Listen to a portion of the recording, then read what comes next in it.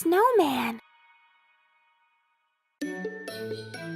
The first real snow of the winter had fallen the night before. In the morning, Billy came out and started to roll a snowball. Soon he had two big ones. Round and round the yard again. There was a little snowball just the right size for a snowman's head. Then he ran home and brought 2 bits of coal for the snowman's eyes, a carrot for a nose, and an old red cowboy hat. There it is, said Billy, my snowman friend. Later that evening, while he was eating dinner, one of his front teeth, which had been loose for a long time, finally came out. His mother said, "Don't forget to put your tooth under your pillow, so that when the tooth fairy comes, she can wave her magic wand and turn your tooth into some money." Billy said, "Yes, Mom," and put the tooth into his pocket. After dinner, Billy put on his boots, coat, gloves, and hat so that he could go outside and take one last look at his new snowman friend in the front yard. As he stood looking at his snowman and thinking what a great job he had done, he remembered the tooth was still in his pocket. With a smile, he took it out and stuck it in under the snowman's red cowboy hat. Now we'll see how smart the tooth fairy really is, he said. I bet she won't find it there. Right after midnight, a bright shining light came down and hovered in the little boy's front yard. It was the Tooth Fairy. She went straight up to the snowman and smiled as she shook her head. That Billy? Doesn't he know that you can't fool the Tooth Fairy? Then she waved her magic wand, and a cloud of fairy dust came down on the snowman's head, where Billy's tooth was hidden under the red cowboy hat. In a bright flash of light, the tooth was turned into a new shiny quarter, and the Tooth Fairy was gone.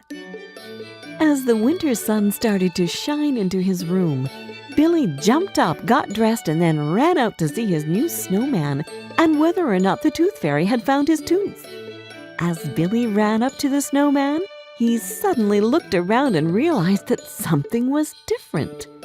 There were funny tracks all over the yard in the snow, and the snowman was in a different place than where he had been the day before. He walked slowly up to the snowman and got really close to the snowman's face, and right at that moment, the snowman sneezed really loudly. Billy jumped way up in the air. He was really surprised and a little scared. "You can't be alive!" he shouted. "Are you sure?" said the snowman rather nervously. He felt kind of bad for having sneezed and for scaring the little boy. "A snowman can't talk or sneeze or anything," said the little boy. "Well, if you say so," said the snowman. He then lifted up the old red cowboy hat and picked up the shiny new quarter. "By the way, I think this is yours."